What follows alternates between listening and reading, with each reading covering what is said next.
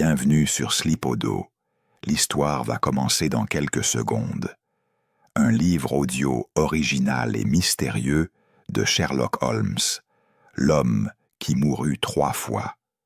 Si vous aimez mon travail, merci de me soutenir en vous abonnant à la chaîne et en laissant un commentaire. L'histoire commence maintenant. Bonne écoute. C'est par un matin glacial de novembre que le télégraphe nous parvint à Baker Street. Holmes venait de terminer son petit déjeuner et contemplait avec dédain la pile de journaux du jour lorsque le messager arriva, les joues rouges par le froid. Le message, bien que brièvement rédigé, suffit à attirer mon ami de sa chaise. « Watson, préparez vos affaires », déclara-t-il sans même lire le contenu à voix haute. « Un mort à Ashford Manor.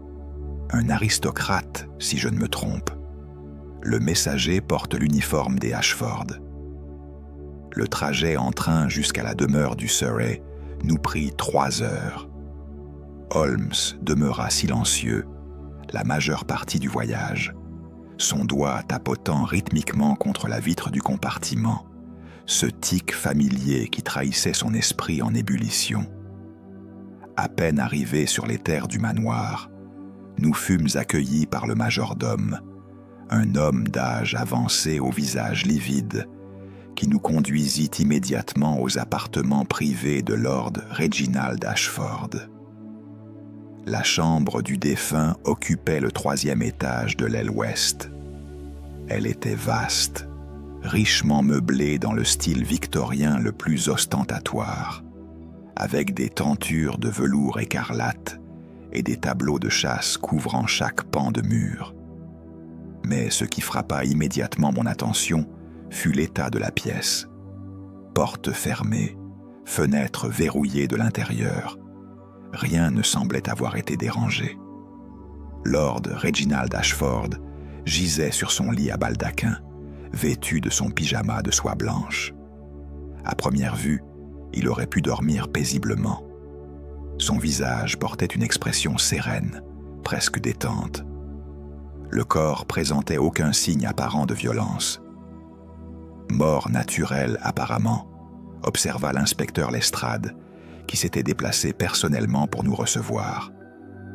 Le médecin local penche pour une attaque cardiaque. Lord Ashford avait 62 ans. Il n'était pas en excellente santé. Holmes ne répondit rien. Il s'approcha du corps, avec la méticuleuse attention qu'il accordait à chaque détail, son regard scrutant chaque centimètre de la dépouille. Je le vis soulever délicatement les mains du défunt, les tourner à la lumière, puis examiner ses ongles avec son magnifying glass. « Lestrade, dit-il enfin, quand Lord Ashford a-t-il été découvert ? » « Ce matin, à 7 heures environ. La femme de chambre a apporté son thé habituel et l'a trouvé sans vie. Et quand l'a-t-on vu pour la dernière fois vivant ? Hier soir, vers 10 heures. Le valet de chambre affirme que Lord Ashford s'est retiré après son dîner. Il semblait en bonne santé, paraît-il. » Holmes hocha lentement la tête et se tourna vers moi. « Watson, approchez-vous. Observez les lèvres du défunt. » Je m'exécutais et remarquai immédiatement ce qu'Holmes avait détecté. Une légère teinte rosâtre, presque imperceptible, qui contrastait avec la pâleur générale du cadavre. « Qu'en pensez-vous ? » demanda Holmes. « Un empoisonnement ?» suggérai-je timidement. Le cyanure produit parfois cette coloration. Précisément, Watson. Lestrade, faites examiner le contenu de l'estomac. Je soupçonne que nous découvrirons des traces de poison. Holmes se tourna ensuite vers le médecin local, qui attendait dans l'embrasure de la porte. « Dites-moi, avez-vous remarqué une odeur particulière lors de votre examen ?» Le médecin rougit légèrement. « Non, rien ne m'a frappé particulièrement. » Justement, Holmes s'approcha du verre d'eau posé sur la table de nuit. Il le renifla délicatement et fronça les sourcils. « Voyez ici, Watson, cette légère odeur d'amande. C'est cyanure, j'en suis certain. » L'inspecteur Lestrade se raidit. « Vous suggérez que c'est un meurtre ? Ce que je suggère est que votre médecin local manque spectaculairement de rigueur scientifique. Quant au meurtre, Holmes se redressa et balaya la pièce du regard. C'est exactement ce que quelqu'un souhaite que nous croyions. Remarquez la chambre, fermée de l'intérieur, verrouillée, sans accès apparent. Lord Ashford s'est retiré lui-même hier soir. Mais le poison ne s'est pas versé magiquement dans son verre d'eau. Je sentis un frisson me traverser. Vous pensez que quelqu'un d'autre était dans la pièce ? Ou quelqu'un qui y avait libre accès pendant la journée ? Holmes se tourna vers le majordome. « Dites-moi, qui a le droit d'accéder à cette chambre ?» Le majordome énuméra une liste. La femme de chambre, le valet de chambre, la gouvernante et occasionnellement la cuisinière qui apportait les plateaux de repas. Holmes prit note mentalement de chaque nom. Il continua son inspection, examinant les serrures des portes, l'état des fenêtres, jusqu'au moindre détail des meubles. Rien n'échappait à son attention. « Une dernière question, dit-il enfin. Avez-vous découvert une note, un testament révisé, toute correspondance récente qui pourrait expliquer cela ? » « Rien, monsieur Holmes, » répondit Lestrade. « Tout semble parfaitement normal en apparence. » Holmes sourit avec cette expression énigmatique qui signifiait qu'il savait déjà bien plus qu'il n'en dirait. L'apparence est très rarement la réalité, Lestrade. Et cette affaire promet d'être bien plus complexe que ne le suggèrent les circonstances initiales. C'est à ce moment que j'ignorais encore que les véritables révélations de cette sombre affaire n'avaient pas encore commencé. Les funérailles de Lord Reginald Ashford furent célébrées avec toute la pompe que méritait sa position sociale.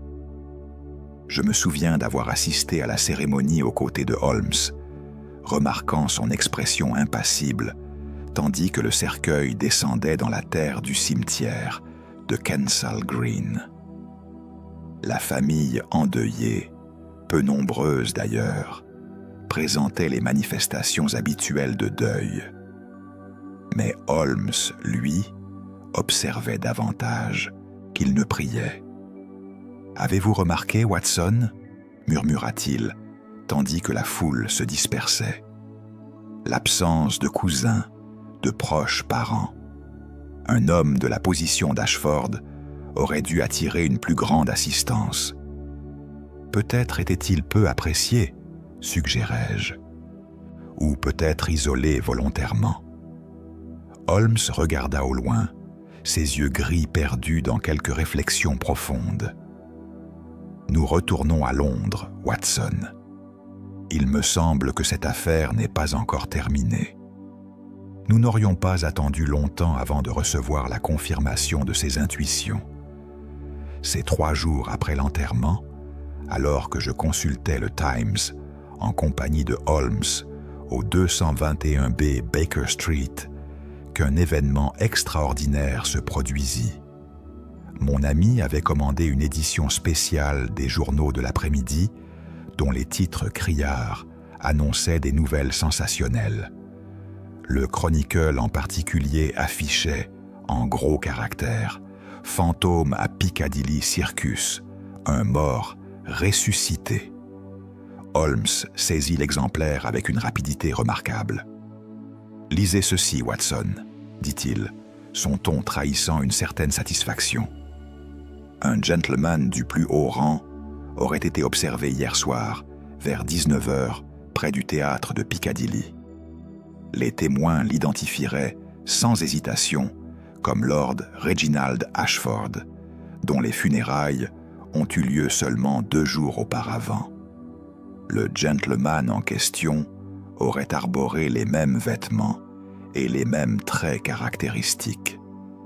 Il aurait disparu dans la foule avant que quiconque n'ait pu le questionner.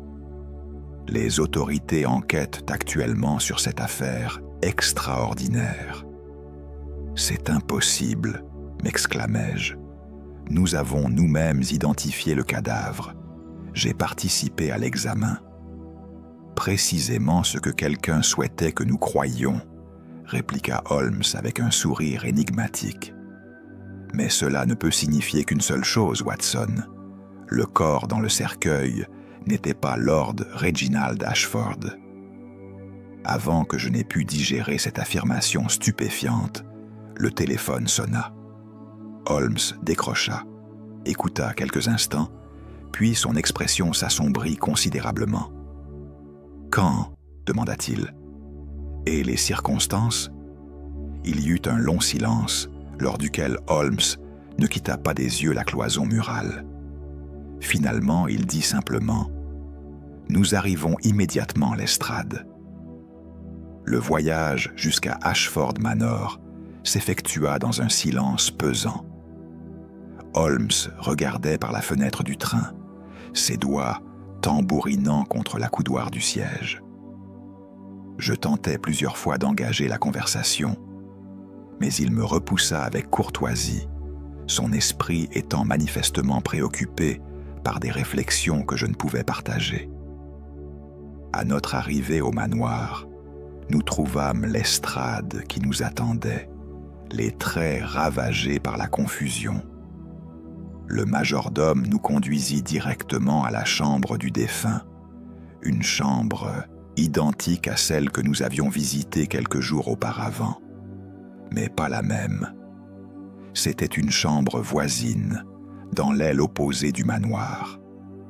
Et sur le lit, dans des circonstances absolument identiques à celles du premier décès, gisait un homme dont les traits ressemblaient extraordinairement à Lord Reginald Ashford. Même pyjama de soie blanche, même position, même expression paisible sur le visage, même légère teinte rosâtre aux lèvres. « C'est impossible, » murmura l'inspecteur. « Nous avons enterré cet homme. »« Non, » dit Holmes calmement. « Vous avez enterré quelqu'un, mais pas cet homme-ci. » Je m'approchai du corps avec une certaine répugnance. L'homme semblait avoir le même âge, la même stature, les mêmes traits généraux que le défunt que nous avions examiné à Ashford Manor. Mais en regardant plus attentivement, je remarquai des différences subtiles. Une cicatrice presque imperceptible près de la tempe, un grain de beauté sur le cou, une légère asymétrie des traits. « Ce n'est pas le même homme, » déclarai-je à Holmes.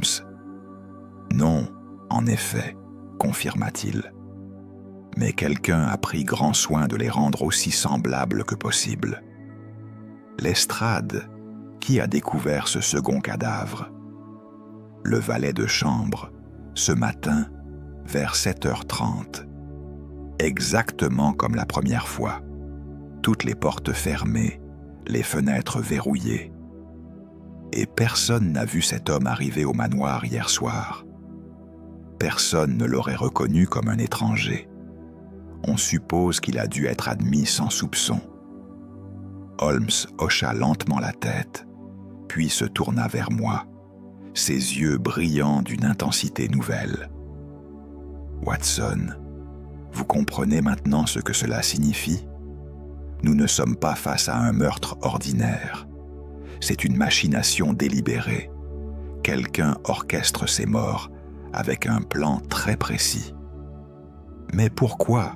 demandai-je. « Pourquoi créer une telle imposture ?»« C'est la question que nous devons résoudre, » répondit Holmes. Mais je commençais à entrevoir les contours d'une théorie, Watson. Une théorie qui, si elle s'avère exacte, sera bien plus extraordinaire que toute résurrection. Il examina le second cadavre avec la même précision qu'il avait appliquée au premier, notant chaque détail, chaque similitude, chaque différence infinitésimale. Puis il regarda par la fenêtre vers les terres du manoir. « Lestrade ?» demanda-t-il soudainement. « Disposez-vous d'une description de la personne aperçue à Piccadilly Circus ?» Plusieurs témoins ont parlé à la police. Ils affirment tous que c'était incontestablement Lord Ashford. Même vêtements, même traits. Holmes sourit. « Et si, dit-il lentement, ce n'était pas un fantôme, mais un troisième homme, un homme suffisamment similaire aux deux autres pour tromper les témoins. » Je sentis mon cœur s'accélérer à cette pensée. Vous suggérez qu'il existe une conspiration d'une envergure remarquable impliquant au moins 3 individus pratiquement identiques, Watson, et que nous nous trouvons maintenant au cœur d'une énigme qui dépasse de loin un simple empoisonnement. C'est à ce moment que je compris que notre enquête avait pris une tournure que ni Lestrade ni moi n'aurions pu anticiper. Les 4 jours qui suivirent le second décès furent les plus étranges de toute ma carrière aux côtés de Sherlock Holmes. La presse s'empara de l'affaire avec voracité, transformant un mystère criminel en spectacle public. Les journaux rivalisaient de sensationnalisme. 3 morts mystérieuses, le malédiction d'Ashford, proclamait le Télégraphe. Le Times, plus sobre, titrait « L'énigme de Piccadilly, 3 hommes identiques ». Holmes, bien que publiquement silencieux, menait une enquête fébrile dans les coulisses. Il passa des heures aux archives publiques, consulta les registres des naissances, examina les dossiers judiciaires et des généalogies. Je le voyais revenir à Baker Street à des heures impossibles, les yeux rouges de fatigue, mais brillants d'une énergie fiévreuse. « Watson, me dit-il une nuit, en jetant un épais dossier sur la table basse, avez-vous jamais envisagé l'impossibilité théorique du crime qu'on nous demande de résoudre ? » « Pas vraiment, admis-je. J'étais trop occupé par l'impossibilité pratique. Justement, c'est là que réside la clé. » Il se laissa tomber dans son fauteuil préféré.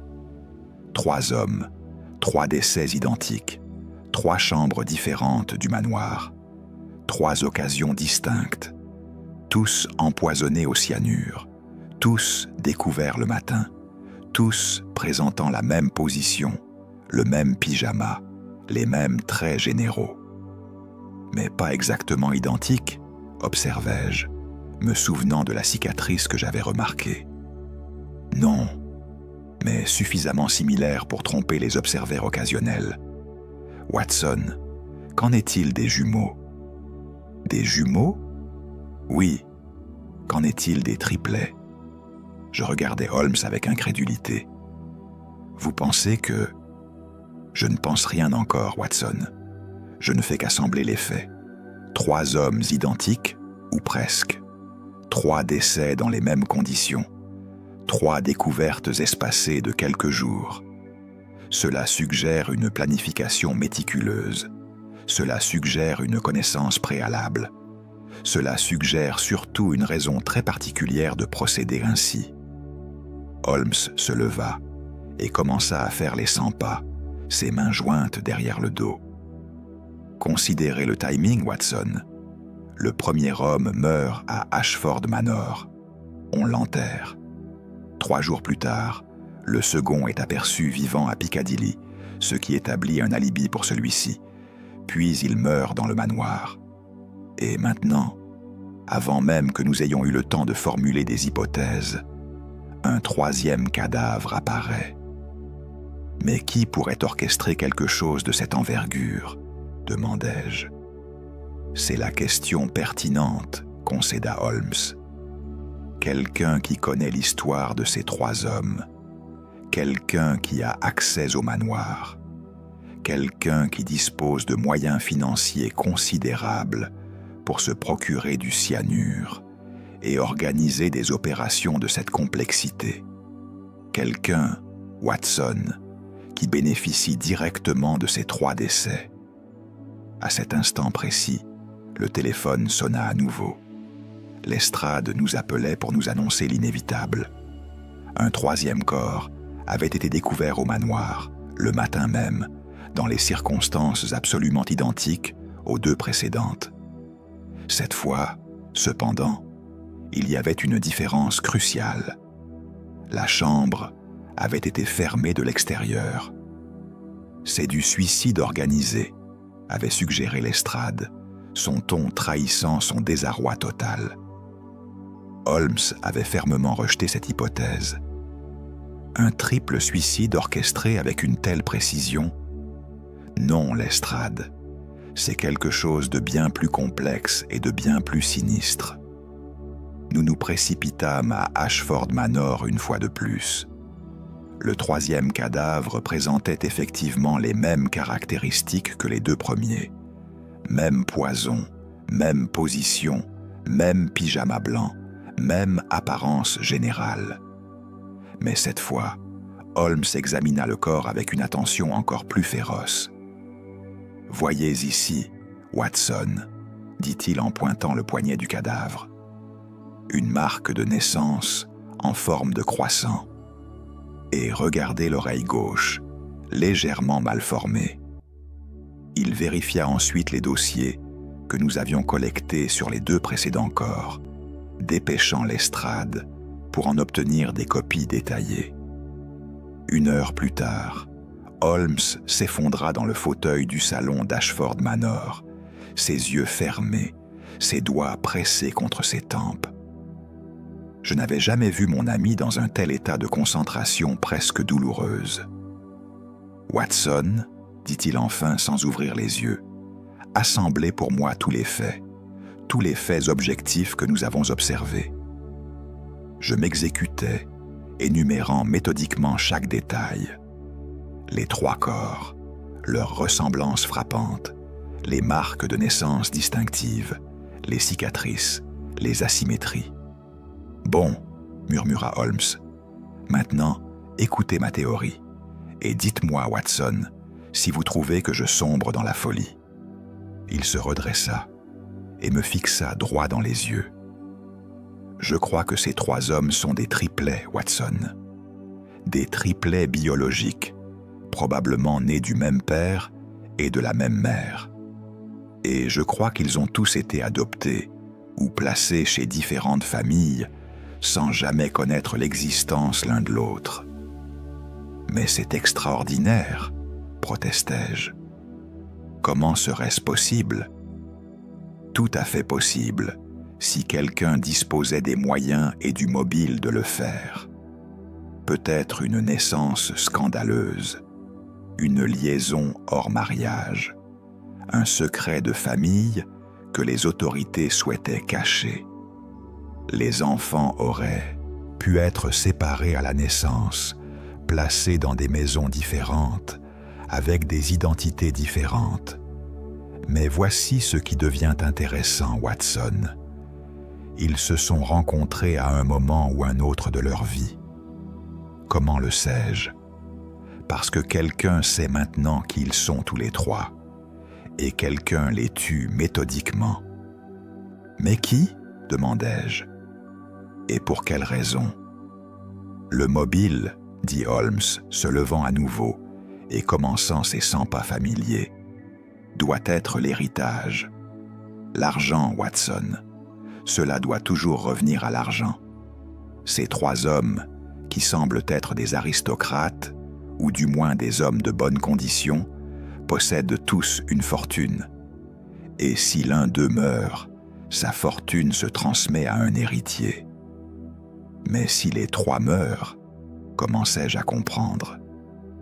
Alors la fortune se transmet à quelqu'un d'autre, à quelqu'un qui savait précisément ce qu'il faisait en orchestrant ces 3 décès. Et ce quelqu'un doit être très proche du cœur de cette affaire, Watson. Quelqu'un qui a accès au manoir, quelqu'un qui connaît les habitudes de ces 3 hommes, quelqu'un qui bénéficie de leur mort. Holmes se tourna vers moi, et je vis dans ses yeux une détermination glacée. « Demain, dit-il, nous commençons à assembler les pièces de ce puzzle. Demain, nous explorons les archives d'Ashford Manor. Demain, nous découvrons qui étaient réellement ces 3 hommes et comment ils en sont venus à mourir de cette manière. »« Et jusqu'à demain, demandai-je. »« Jusqu'à demain, Watson, nous restons vigilants, car je soupçonne que le meurtrier n'a pas encore terminé son œuvre. » Le lendemain matin, dès l'aube, Holmes et moi nous présentâmes aux portes d'Ashford Manor, avec une autorité que Lestrade nous avait conférée.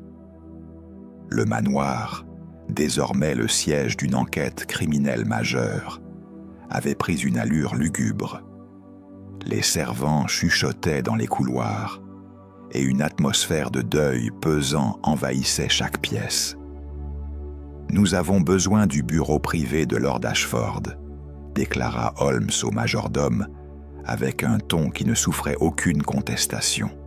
« Et une liste complète de tous les documents, testaments, correspondances qui s'y trouvent. » Le bureau occupait une chambre spacieuse au second étage de l'aile est.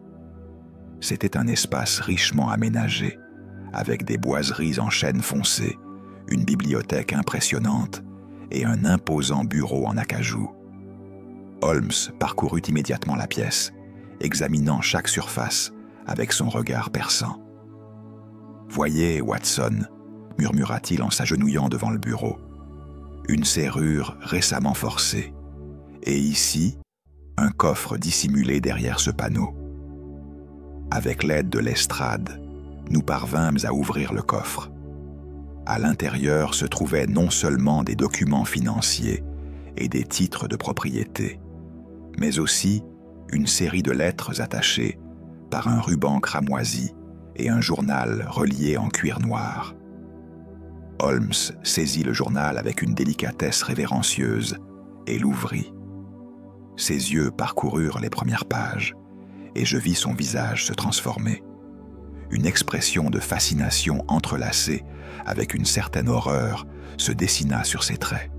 « Mon Dieu » murmura-t-il. « Watson, venez voir ceci. » La première entrée datait de 42 ans. L'écriture était délicate, manifestement féminine, et les mots tracés avec une certaine passion retenue. 15 juin 1883. J'ai donné naissance à 3 fils aujourd'hui. 3 beaux garçons en parfaite santé. Ils sont identiques, naturellement. Les médecins disent que c'est extrêmement rare. Mais ils ne doivent jamais savoir. Ils ne doivent jamais se rencontrer. C'est la seule façon. Holmes leva les yeux vers moi, un sourcil levé. Continuez, Watson. Lisez avec moi. Nous parcourûmes les pages avec une fascination croissante. Le journal révélait une histoire extraordinaire. Une femme, dont le nom n'était mentionné que par l'initiale C, avait donné naissance à des triplets dans le plus grand secret. Le père était resté entièrement anonyme dans le texte, bien que certaines allusions suggéraient un homme de haut rang qui ne pouvait reconnaître publiquement ses enfants. Les entrées subséquentes décrivaient comment les 3 garçons avaient été séparés à la naissance. L'un d'eux, apparemment le plus faible, avait été confié à une famille noble du Surrey, les Ashford. Le deuxième avait été adopté par un avoué du Kent, un certain Monsieur Thaddeus Hargrove. Le troisième, le plus mystérieux, avait été placé dans une institution religieuse avec l'intention qu'il entre dans les ordres. « C'est impossible », murmura Lestrade, qui lisait par-dessus nos épaules. « Pourquoi quelqu'un ferait-il cela ?»« Regardez ceci, » dit Holmes, se tournant vers les lettres conservées dans le coffre. Il en défit délicatement le ruban et lut la première. La lettre était adressée à Madame C. et provenait d'un certain P, apparemment un homme de loi. Elle détaillait les arrangements financiers pour l'entretien des 3 garçons. Les rentes annuelles de 1000 livres, chacun ont été établies de manière à ce que jamais un doute ne soit jeté sur leur légitimité. Les familles adoptives sont aisées, mais pas trop, de sorte qu'aucune suspicion ne puisse surgir. Chaque garçon sera élevé dans l'ignorance de ses frères. Cela doit rester notre secret le plus gardé. Holmes s'enfonça dans le fauteuil du bureau, son esprit manifestement en ébullition. Watson, assemblez les faits. 3 garçons, nés d'une liaison scandaleuse, probablement impliquant quelqu'un de la famille royale, ou du moins de très haut rang, séparés à la naissance et placés dans 3 contextes sociaux complètement différents, élevés sans jamais connaître l'existence l'un de l'autre. Mais voici le problème. Comment se sont-ils rencontrés? Comment ont-ils découvert qu'ils étaient triplets? Je consulta les pages suivantes du journal. Les entrées s'arrêtaient après 3 ans. Mais les lettres continuaient, et certaines étaient plus récentes. Beaucoup plus récentes. Regardez les dates, observai-je. Cette lettre date de seulement 6 mois. Holmes la saisit immédiatement. Elle provenait d'un cabinet d'avocats londonien et annonçait la mort de Madame C, la mère biologique des 3 garçons, et le contenu de son testament. Selon les termes du document, chacun des 3 fils était mentionné nommément, bien que seules ses initiales et dates de naissance apparussent. R.A., né 15 juin 1883, T.H., né 15 juin 1883, E.C., né 15 juin 1883. Reginald Ashford, énuméra Holmes en comptant sur ses doigts. Thaddeus Hargrove, et E.C., probablement Edmund ou Edward quelque chose. 3 triplets qui ne se connaissaient probablement pas jusqu'à la mort de leur mère. Mais comment ont-ils appris qu'ils étaient liés? Demandai-je. Holmes feuilleta le reste de la correspondance. Une lettre, datée de 4 mois, provenait de l'étude d'avocat et était adressée à Reginald Ashford. Elle expliquait brièvement que le défunt client avait laissé à Lord Ashford une information de grande importance concernant sa véritable parenté et l'existence de 2 frères. « Voilà, » dit Holmes tranquillement. « Le secret a été révélé. Les 3 hommes ont découvert qu'ils étaient triplets. Et quelque part dans cette révélation se trouve le mobile du meurtre. »« Mais qui les tue ?» demanda Lestrade, confus. « Une des familles adoptives? Un cousin ?» Holmes se leva et commença à faire les 100 pas, ses mains jointes derrière le dos. « Le testament de Madame C, » dit-il soudainement. « Qui en hérite? Qui en bénéficie si les 3 frères disparaissent ?» Je saisis la lettre du cabinet d'avocats et la parcourris jusqu'au bout. Une clause finale était particulièrement éloquente. Au cas où les 3 bénéficiaires nommés ci-dessus décéderaient sans héritier direct, l'intégralité de la succession, estimée à 300 000 livres sterling, revient à la gouvernante de confiance de Madame C, Lady Margot Whitmore, en reconnaissance de son dévouement durant 50 ans de service. Holmes s'arrêta net dans ses 100 pas. « 300 000 livres, murmura-t-il. Une somme considérable, une somme suffisante pour inspirer un crime. Ou plutôt, Watson, 3 crimes. Vous pensez que c'est la gouvernante ? Demandai-je. Je pense, dit Holmes lentement, que nous venons de découvrir non seulement le mobile, mais aussi le point de départ de notre véritable enquête.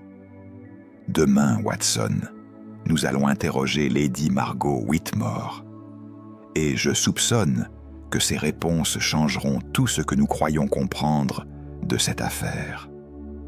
Il plia soigneusement les lettres et plaça le journal dans un sac. Son expression était grave, presque sombre. « Une conspiration généalogique », murmura-t-il, orchestrée depuis la tombe par une mère qui n'a pas eu le cœur de reconnaître ses fils. Et maintenant, Watson, quelqu'un paie le prix de ses anciens secrets.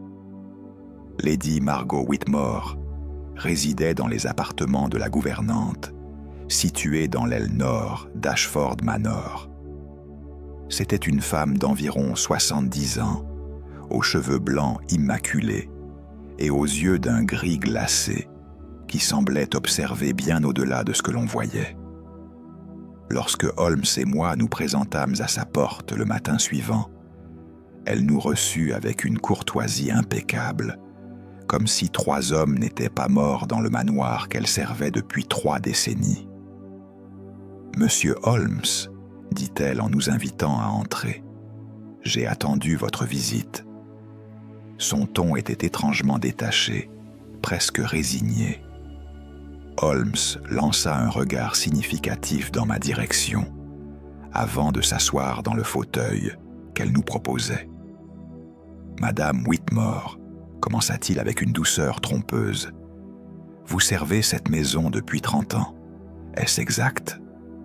32 ans, pour être précise, depuis 1891.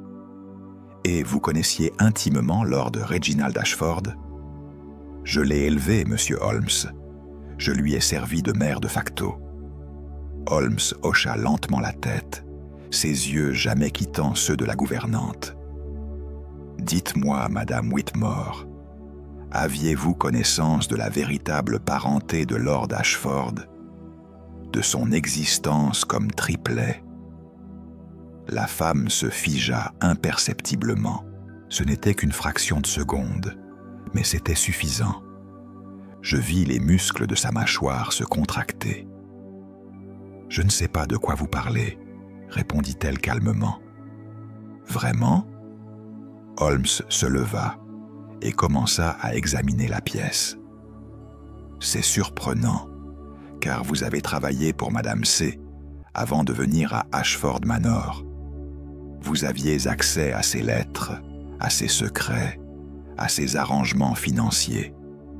Et si je ne me trompe pas, vous êtes mentionné très précisément dans son testament comme bénéficiaire d'une fortune de 300 000 livres sterling. » Le silence qui suivit fut chargé d'électricité. Lady Margot serra les mains sur ses genoux, mais son expression demeura maîtrisée. « Cet argent, dit-elle enfin, m'a été promis pour mon service. C'est un legs juste. »« Un legs juste, » répéta Holmes pensivement, mais qui dépend entièrement de la mort de 3 hommes. 3 hommes qui, si je comprends bien, ont tous découvert leur véritable relation il y a seulement quelques mois. « Vous m'accusez » demanda Lady Margot, et pour la première fois, je détectai une note de défi dans sa voix. « Je n'accuse personne, madame. Je pose des questions, et les questions sont souvent plus révélatrices que les accusations. » Holmes revint s'asseoir, se penchant légèrement en avant. « Comment avez-vous appris que les 3 frères se connaissaient ?» Lady Margot regarda par la fenêtre, ses mains se crispant davantage. « Lord Ashford a reçu une lettre, dit-elle lentement, du cabinet d'avocats. Il y a environ 5 mois. Après cela, il a changé. Il était distrait, préoccupé. Un soir, il m'a confié qu'il avait 2 frères, qu'il les rencontrerait bientôt. « Et comment avez-vous réagi ?» demandai-je. « Comment vouliez-vous que je réagisse ?» Son ton devint amer. « 50 ans de service, monsieur Watson. 50 ans de dévouement à une famille qui n'a jamais reconnu mon existence. Et puis cette femme, sa mère biologique, meurt. Et soudainement, il y a une fortune. Une fortune qui devrait être à moi. Mais non, elle dépend de 3 hommes qui ne se connaissaient même pas il y a 6 mois. » Holmes me regarda, puis revint à Lady Margot. « Vous saviez où ils se réunissaient ?»« Oui. » Elle admit cela avec une résignation amère. « Lord Ashford m'a dit qu'ils se rencontraient le jeudi soir dans une maison de thé à Kensington, les 3 frères. Et qu'avez-vous ressenti en le découvrant ? » « Que c'était injuste, cracha-t-elle. Que c'était un vol. Que pendant qu'il découvrait la joie d'une fraternité soudaine, je demeurais seul. » Holmes se leva et marcha vers elle, son regard perçant scrutant son visage. « Madame Whitmore, je vais vous poser une question très précise, et je vous demande de répondre avec la plus grande honnêteté. Avez-vous tué Lord Reginald Ashford ? » « Non, » répondit-elle immédiatement. « Non, je ne l'ai pas tué. » « Avez-vous versé du poison dans le verre d'eau du premier décédé ? » ?»« Non. » « Connaissez-vous l'identité du meurtrier ? » Lady Margot hésita. Son regard oscilla entre Holmes et moi, comme si elle pesait les conséquences de ses paroles. « Je soupçonne, dit-elle finalement, mais je ne suis pas certaine. » Holmes se rassit, impatient. « Alors parlez de vos soupçons, madame. » « Il y a quelqu'un d'autre qui était proche de madame C. Un homme. Il venait régulièrement quand j'étais son employé. Il était très protecteur envers elle. Très propriétaire, pourrais-je dire. Il n'a jamais accepté la décision de séparer les enfants. Il pensait que c'était une abomination. Aviez-vous un nom pour cet homme ? On l'appelait Monsieur P. Je n'ai jamais connu son identité complète, mais il était bien habillé, cultisé, et il s'intéressait beaucoup aux 3 frères. Beaucoup trop, peut-être. À quand remonte votre dernière rencontre avec cet homme ? À 2 semaines. Il m'a rendu visite ici, au manoir, juste après la mort de Lord Ashford. Holmes se redressa, son intérêt visiblement aiguisé. Que voulait-il ? Il m'a posé des questions sur les arrangements du testament, sur la succession. Il prétendait être un représentant légal. Mais je ne l'ai pas cru. Il y avait quelque chose d'étrange dans ses manières. De la cruauté, dirais-je. Vous a-t-il menacé ? Non, pas explicitement. Mais il m'a dit que si je parlais de sa visite à quelqu'un, cela pourrait avoir des conséquences désagréables pour moi. Je sentis mon sang se glacer. Holmes, lui, affichait une expression d'intense concentration. « Madame Whitmore, » dit-il avec un ton qui ne souffrait aucune réplique, « vous allez me décrire cet homme en détail, et vous allez me dire exactement ce qu'il vous a dit pendant sa visite. » Pendant l'heure qui suivit, Lady Margot nous fournit une description détaillée d'un homme qu'aucun de nous n'avait jamais vu, mais qui était manifestement bien plus que le simple représentant légal qu'il prétendait être. Holmes nota chaque détail. La cicatrice près de la tempe, la bague d'or portée à la main droite, l'accent léger d'Europe de l'Est. « Watson, » dit Holmes en se levant finalement, « nous avons une nouvelle piste. Ce Monsieur P, ou plutôt cette version moderne de lui, est notre homme. » « Mais pourquoi tuer les 3 frères ?» demandai-je. « S'il était ami de leur mère, ce n'est pas de l'amitié que nous recherchons, Watson. C'est de la vengeance, de la possession, de l'obsession. » Holmes regarda Lady Margot avec une expression qui combattait la pitié et le mépris. Et notre gouvernante ici présente, malgré sa cupidité évidente, n'est probablement pas le véritable architecte de ce crime. Elle n'en est qu'un pion. En quittant l'appartement de Lady Margot, je me rendis compte que bien loin de résoudre l'énigme, nous venions de la profondifier. l'ombre d'un mystérieux Monsieur P planait désormais sur toute l'affaire, et quelque chose dans la description que nous en avait donnée la gouvernante semblait presque trop fantastique pour être vrai. Après avoir quitté Lady Margot Whitmore, Holmes me traîna immédiatement à la gare de Waterloo. Son agitation était palpable, presque fébrile. Il vérifiait sa montre toutes les 30 secondes, comme si le temps lui-même était devenu un adversaire. « Watson », me dit-il dans le train qui nous ramenait à Londres, « nous avons perdu du temps précieux. 2 frères sont morts. Selon la description du journal de Madame C, ils mourraient dans l'ordre de leur naissance. Et le 3e, le plus jeune, Edward Carmichael, doit être le prochain sur la liste. »« Mais où le trouverons-nous » demandai-je. La correspondance indiquait qu'il avait été placé dans une institution religieuse. Exactement.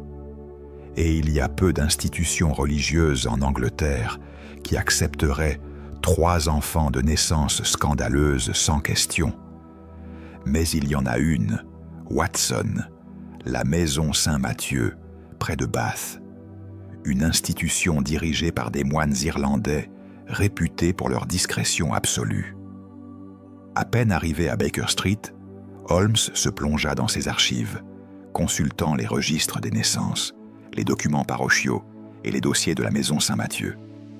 2 heures plus tard, il émergea de son étude avec un air triomphant. « Edward Carmichael », annonça-t-il, né 15 juin 1883, admis à la Maison Saint-Mathieu en juillet 1883, âgé de 3 semaines. Mais, et c'est ici que c'est intéressant, Watson, il a quitté l'institution en 1906 à l'âge de 23 ans. Que s'est-il passé après? C'est ce que nous devons découvrir.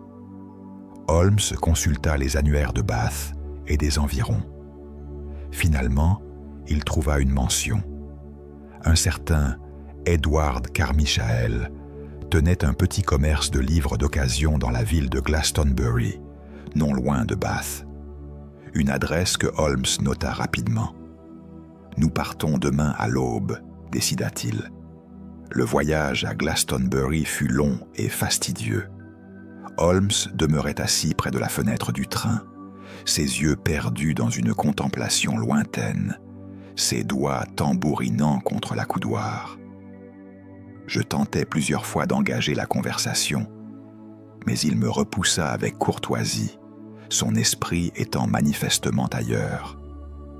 À notre arrivée à Glastonbury, nous trouvâmes facilement la librairie, un modeste établissement dans une ruelle pavée, non loin de l'abbaye en ruine.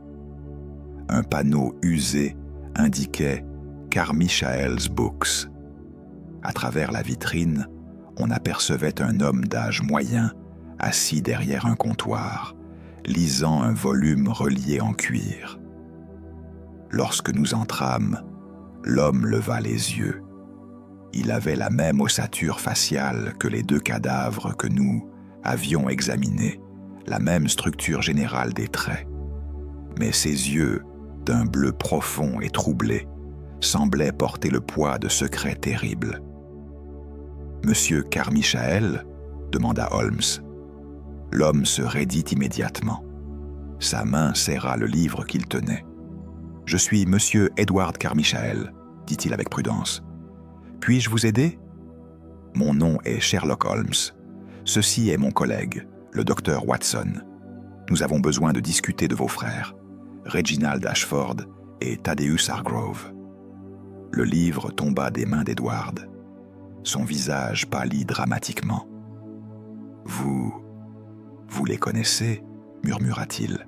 « Nous connaissons la nature de leur mort, » répondit Holmes fermement.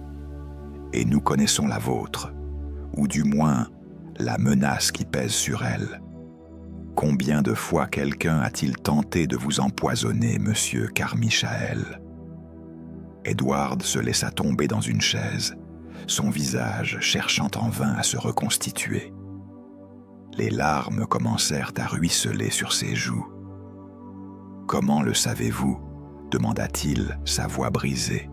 « Je n'ai pas parlé à l'âme qui vive. »« Parlez-nous » ordonna Holmes, sa dureté habituelle tempérée par quelque chose qui ressemblait à de la compassion. « Tout ce que vous savez. » Edward inspira profondément et commença son récit. Il raconta comment il avait reçu une lettre du cabinet d'avocats environ 6 mois auparavant, révélant son véritable héritage et l'existence de 2 frères. Il avait rencontré Reginald d'abord, puis Thaddeus. Les 3 avaient passé plusieurs semaines ensemble, tentant de se connaître, d'absorber la réalité de leur existence partagée. Nous nous demandions qui était notre mère biologique, poursuivit Edward, sa voix tremblante. Reginald avait accès aux documents du manoir. C'est lui qui a découvert la vérité. Et c'est alors que les lettres ont commencé à arriver. « Quelles lettres ?» demandai-je. « Des lettres menacing. » Edward se leva difficilement et se dirigea vers un tiroir sous le comptoir. Il en sortit une enveloppe blanche usée et nous la tendit. Holmes l'ouvrit avec délicatesse. L'écriture était masculine, mais déguisée, manifestement écrite de la main gauche pour camoufler le style naturel. Le message était court et glaçant.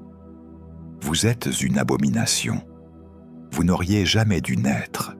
Vous n'auriez jamais dû vous rencontrer. Et vous ne devriez pas vivre.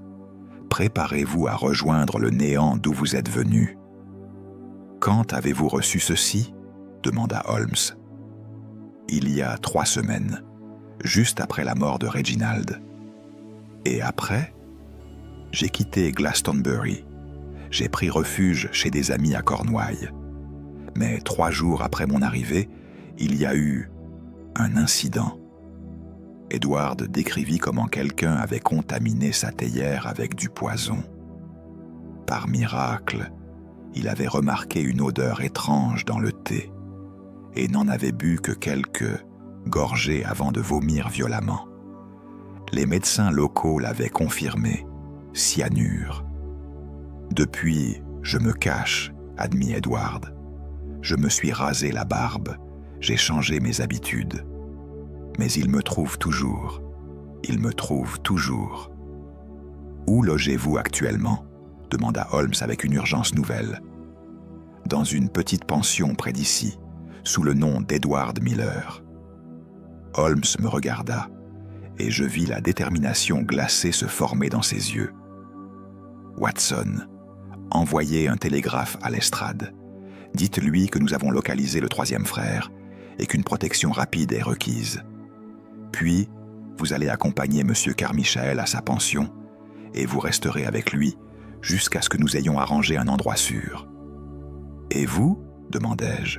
« Je vais retourner à la librairie et je vais l'examiner minutieusement. » Holmes regarda Edward avec intensité. « Monsieur Carmichael, quelqu'un vous surveille. Quelqu'un d'ici, à Glastonbury. Quelqu'un qui connaît vos mouvements, vos habitudes, vos lieux de refuge. »« Mais qui ?» gémit Edward.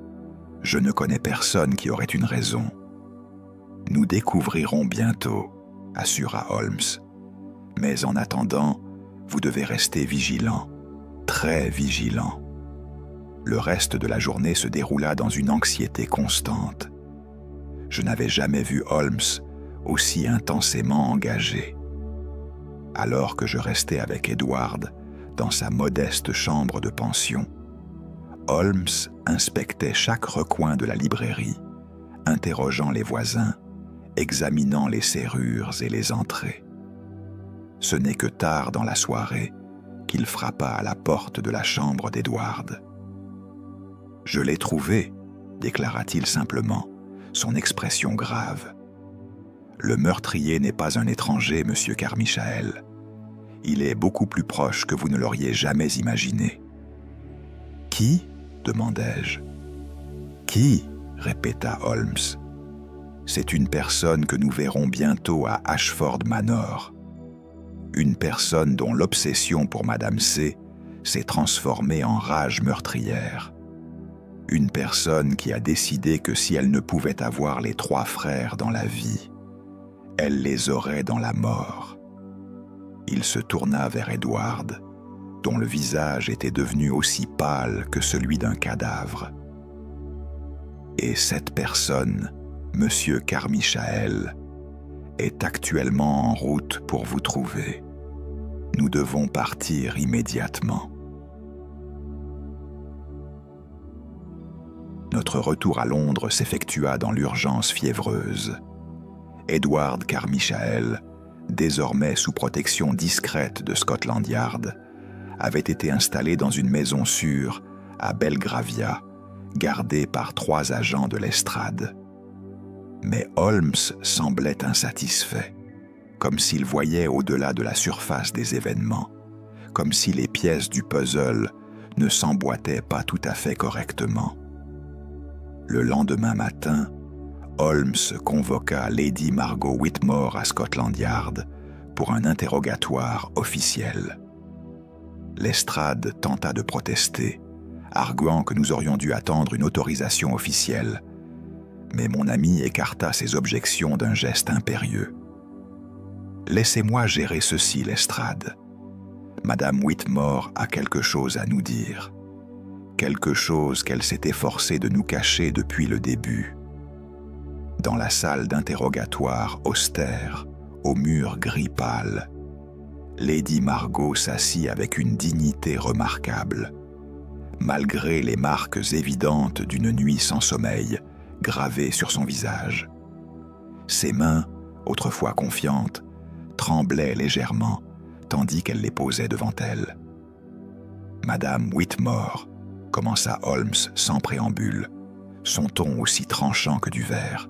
« Vous avez affirmé hier ignorer le mystère des triplets, ignorer les véritables origines de Lord Ashford. Mais je crois fermement que c'est un mensonge que vous avez jugé nécessaire de maintenir pour protéger quelqu'un de très important. Je n'ai rien à ajouter à mes déclarations précédentes, répondit-elle avec une rigidité nouvelle, ses mâchoires serrées. Holmes se pencha en avant, son regard perçant comme une lame de scalpel, scrutant chaque recoin de son expression. Vous saviez depuis le début que Madame C avait eu 3 enfants. Vous saviez qu'ils avaient été séparés à la naissance. Vous saviez qu'une rente substantielle avait été établie pour les maintenir éloignés les uns des autres, éloignés des yeux du public. Et vous saviez très précisément que si quelque chose arrivait à ces 3 hommes, si tous les 3 disparaissaient, vous hériterez d'une fortune de 300 000 livres sterling. C'est une accusation grave, Monsieur Holmes, murmura Lady Margot, mais sa voix tremblait légèrement. Ce n'est pas une accusation, c'est une observation clinique basée sur les faits. Holmes se leva et commença à faire les 100 pas devant elle, ses mains jointes derrière le dos. Vous aviez le mobile? Absolument. Vous aviez l'accès. Vous aviez vécu pendant 32 ans dans ce manoir. Vous connaissiez chaque recoin, chaque passage secret, chaque faiblesse de sa sécurité. Vous aviez les opportunités, vous serviez le thé, vous prépariez les chambres. Personne ne soupçonnerait une gouvernante de 50 ans. Mais, et c'est ici que les choses deviennent fascinantes, Madame, vous n'aviez pas l'intelligence intellectuelle pour orchestrer un crime de cette complexité. Vous m'insultez, Monsieur Holmes, dit Lady Margot, ses yeux se durcissant. Je vous complimente en réalité, répliqua Holmes avec un sourire dénué de chaleur, car cela signifie que quelqu'un d'autre, quelqu'un de bien plus sophistiqué, de bien plus dangereux, a conçu ce plan. quelqu'un de bien plus ombrageux, et ce quelqu'un vous a utilisé. Il s'arrêta directement face à elle, ses yeux fixant les siens avec une intensité presque insoutenable. Vous allez me dire qui, et vous allez me dire maintenant. Le silence qui suivit dura plusieurs minutes, qui parurent des éternités. Je voyais la lutte intérieure se dessiner clairement sur le visage de Lady Margot, la peur combattant la loyauté, l'instinct de survie combattant une forme étrange d'honneur. Ses mains se serraient et se desserraient alternativement sur la table. Finalement, elle parla. « Vous ne comprenez pas ce qui s'est passé, monsieur Holmes. Vous voyez une gouvernante cupide, intéressée par une fortune. Mais il y a plus. Il y a toujours eu bien plus. Alors expliquez, l'encouragea Holmes, reprenant son siège et se penchant en avant avec intérêt. Elle regarda par la fenêtre grillagée de la salle d'interrogatoire, comme si elle regardait à travers les années, revoyant des scènes oubliées. Quand j'ai commencé à travailler pour Madame C, il y a plus de 50 ans, elle était une femme brisée, complètement brisée. Elle avait perdu ses 3 fils, ou du moins, c'est ce que je croyais à l'époque, presque à la naissance, et elle n'avait rien pu faire pour les arrêter. « Ses 3 fils ?» interrompit Holmes. « C'est ce qu'elle disait, mais je sais maintenant que ce n'était pas la vérité. Pas entièrement. »« Continuez, » ordonna Holmes. Un homme venait la voir régulièrement. Un homme que je n'ai connu que sous le nom de Monsieur P. Il prétendait être un représentant légal, mais il était bien plus que cela. Beaucoup plus. Il l'aimait, oui, mais ce qu'il ressentait vraiment, ce qu'il irradiait, c'était de la rage brûlante contre le père des enfants. Et quand Madame C est morte, il m'a trouvé, quelques jours après l'enterrement. Il savait exactement qui j'étais, ce que j'avais été pour elle durant toutes ces années. Il savait tout, et il m'a proposé une affaire. « Quelle affaire ?» demanda Lestrade, qui jusqu'à présent avait écouté en silence, les yeux écarquillés. « Un arrangement financier. Monsieur P. avait découvert que les 3 fils avaient été retrouvés, qu'ils s'étaient rencontrés, une réunion que Madame C. avait désespérément souhaitée avant sa mort. Il a dit qu'il avait un plan pour les réunir, définitivement. Pour les tuer, précisa Holmes. Vous pouvez utiliser le mot, Madame Whitmore. Il n'y a plus de raison de le voiler. Elle ferma les yeux, comme si le simple fait de dire les mots à voix haute lui causait une douleur physique. Oui, pour les tuer. Et en échange de mon silence, de mon absence d'interférence, il m'assurerait personnellement que l'héritage me reviendrait. Il avait les moyens. Il avait les connexions pour s'assurer que personne ne contesterait les termes du testament. « Et vous avez accepté, » dit Holmes. « Ce n'était pas une question. »« J'ai accepté, » admit-elle, sa voix à peine audible. Les documents que Lestrade fit récupérer de la chambre de Lady Margot révélèrent des correspondances qui nous plongèrent dans un abîme de complications politiques dont je n'avais jamais soupçonné l'existence. Holmes, après les avoir examinées brièvement à la lumière du gaz, me tendit plusieurs lettres jaunies avec une expression grave que je ne lui avais jamais vue auparavant. « Lisez, Watson, et dites-moi si je comprends correctement ce qui s'est déroulé il y a 42 ans. » Les lettres étaient adressées à Madame C et signées simplement P. Les 3 premières dataient de 1883, juste après la naissance des triplets, parlant de « arrangements particuliers nécessitant une discrétion absolue et de nécessité impérieuse de ne jamais révéler les véritables origines. Mais c'était une lettre plus tardive, datée de 1905, qui contenait la révélation stupéfiante qui me fit pâlir. « Chère Madame C », écrivait P d'une écriture distinguée, « l'honorable gentleman qui nous a commandé cette séparation des 3 enfants a quitté ce monde voilà 2 ans. Cependant, ses instructions demeurent dans leur intégrité absolue et inviolable. Les 3 enfants doivent rester séparés, à jamais séparés. Les 3 rentes continueront d'être versées régulièrement à leurs tuteurs respectifs. Mais il ne doit jamais y avoir de reconnaissance publique de leur existence commune. Les implications pour certaines institutions seraient trop graves, trop catastrophiques à envisager. » Une autre lettre, datée de l'année précédente, contenait une allusion encore plus explicite et chargée de menaces voilées. Il y a eu une demande de la part d'un nouveau représentant de la famille de notre original commanditaire. Il souhaite s'assurer avec force que le secret demeurera inviolé et hermétique. En particulier, il redoute, et avec raison, que ces 3 jeunes hommes, s'ils découvraient jamais leur véritable parentage et leur héritage véritable, ne tentent de revendiquer certains droits ou titres qui leur ont été niés à la naissance. Un tel scandale détruirait des carrières établies. Un tel scandale détruirait des dynasties entières.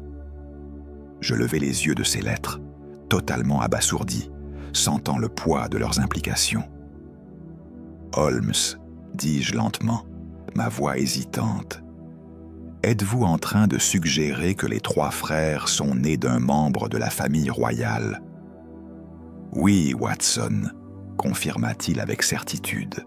« Ou du moins, d'un homme suffisamment proche de la famille royale pour que le secret soit protégé à ce niveau extraordinaire de gravité. Un homme de sang royal, peut-être, ou un prince consort, ou un ministre proche du trône. Mais c'est monstrueux, protestai-je avec véhémence. 3 enfants innocents, séparés à la naissance, simplement pour préserver la réputation d'une institution, simplement parce que le scandale pourrait ternir une couronne? C'est ainsi que fonctionne le pouvoir, Watson, répondit Holmes, avec une amertume rare dans sa voix. Les innocents paient toujours le prix des indiscrétions des puissants. Les enfants paient le prix des péchés des pères. C'est une tragédie aussi vieille que la civilisation elle-même. Holmes se leva et marcha vers la fenêtre de Baker Street, regardant la pluie commencer à tomber lourdement sur les pavés de Londres. Pensez à ce que cela signifie véritablement, Watson. Ces 3 hommes auraient pu vivre des vies ordinaires, même distinguées, sans jamais savoir qu'une couronne, métaphorique ou réelle, coulait dans leurs veines. Mais quelqu'un, il y a 42 ans, a jugé nécessaire de les détruire, de les séparer à jamais. Et pourquoi? Pour protéger la réputation d'hommes qui ont depuis longtemps quitté ce monde, qui ont emporté leurs secrets dans la tombe. Mais qui en bénéficie maintenant? Demandai-je. Pourquoi quelqu'un mettrait-il en œuvre ce plan maintenant, des décennies après les événements? Quel bénéfice y a-t-il à assassiner 3 hommes maintenant? Holmes se tourna vers moi, ses yeux gris brillants d'une compréhension nouvelle et terrible. Parce que, Watson, quelqu'un d'autre, quelqu'un de très contemporain, a découvert le secret. Quelqu'un qui avait une raison personnelle et pressante de vouloir que cette vérité reste enterrée. Quelqu'un qui comprend que si les 3 frères découvraient ensemble leur véritable héritage, si les 3 frères unissaient leurs forces, ils pourraient réclamer des droits, des titres, peut-être même une part du trésor royal. avant que cela ne puisse se produire, avant que le scandale n'émerge publiquement et ne détruise des institutions, les trois frères doivent disparaître. Définitivement. Je commençais à comprendre les contours de cette conspiration massive. Vous pensez qu'il y a quelqu'un, actuellement, au sein de la famille royale ou de l'aristocratie britannique, qui veille à ce que ce secret demeure caché? Probablement, concéda Holmes. Mais ce n'est pas quelqu'un d'aussi élevé que la reine ou le prince de Galles. Non, je pense que c'est quelqu'un de position plus accessible. Quelqu'un qui avait le pouvoir de donner des ordres discrètement, mais pas assez élevé pour que ses actions soient directement tracées jusqu'à lui.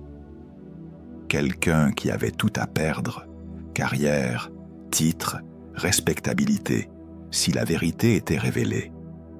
Holmes saisit plusieurs documents et les parcourut rapidement. Regardez cette lettre datée de septembre dernier. Elle provient d'une adresse à Kensington Palace.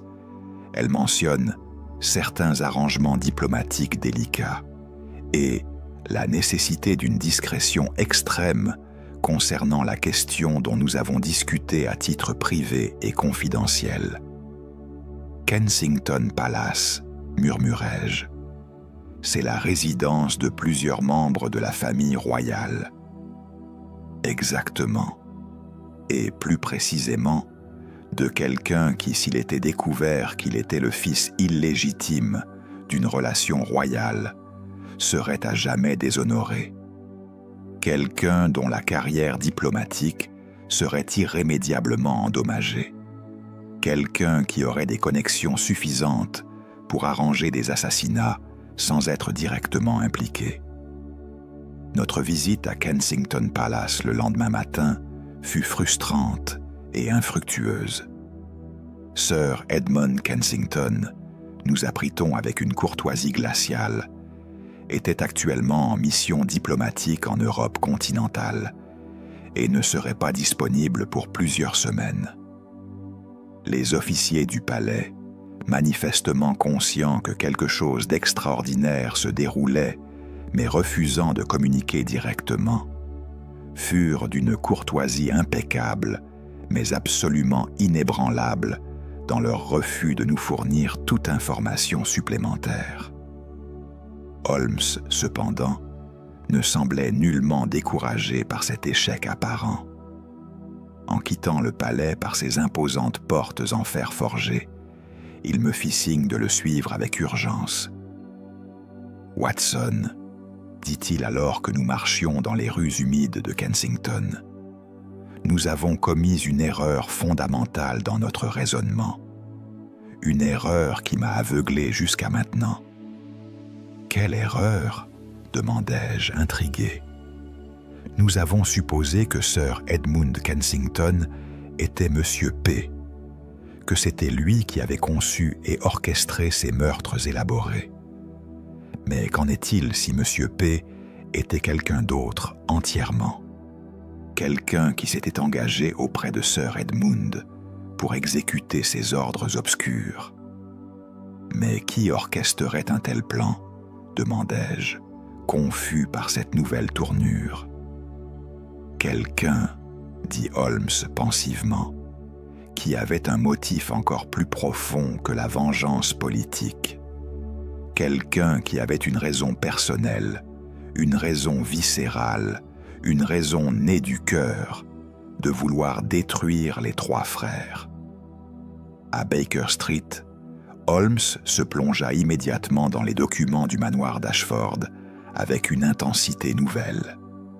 Il examina le journal intime de Madame C avec une attention minutieuse et obsessive, tournant les pages lentement, ses yeux parcourant chaque mot comme s'il cherchait un message caché, un secret enterré sous les mots ordinaires. C'est vers minuit, alors que la pluie frappait les vitres et que les réverbères de Baker Street brillaient sous l'humidité, qu'il poussa un cri de triomphe qui me fit sursauter. « Watson, Regardez ceci, regardez !» Il me tendit le journal ouvert à une page, vers la fin du document. L'écriture était devenue tremblante, presque hystérique, les mots s'empilant les uns sur les autres, dans une urgence désordonnée et frénétique. 12 septembre 1911. J'ai découvert la vérité. Une vérité que j'aurais mieux fait de ne jamais connaître. Une vérité qui me détruit. Catherine a menti.